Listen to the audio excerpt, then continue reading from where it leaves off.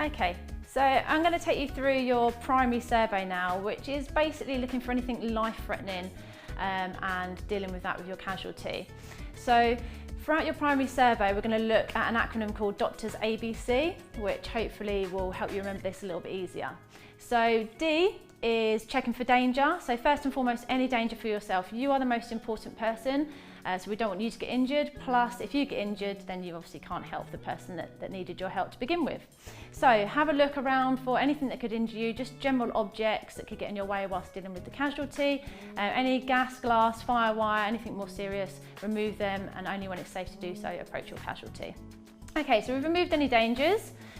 We now want to check for response. So you've got your doctor, we're on your R, so response. Is there any response from your casualty? Are they alert? Do they respond to any voice prompts if they're not alert? So hello, can you hear me? Can you open your eyes? Anything like that.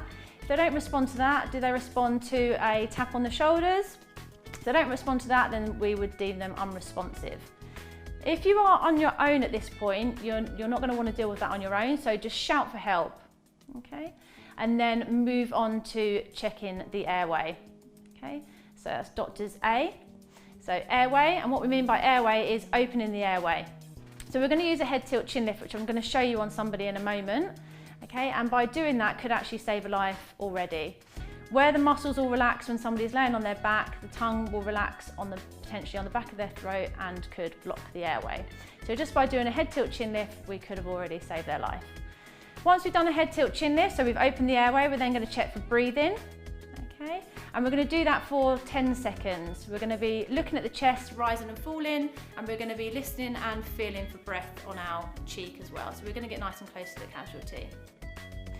If we find that they are breathing normally, then we will have a look for any obvious signs of any injuries and deal with those, and then place them into what we call the recovery position, which is to maintain an open airway, which I'm now going to show you.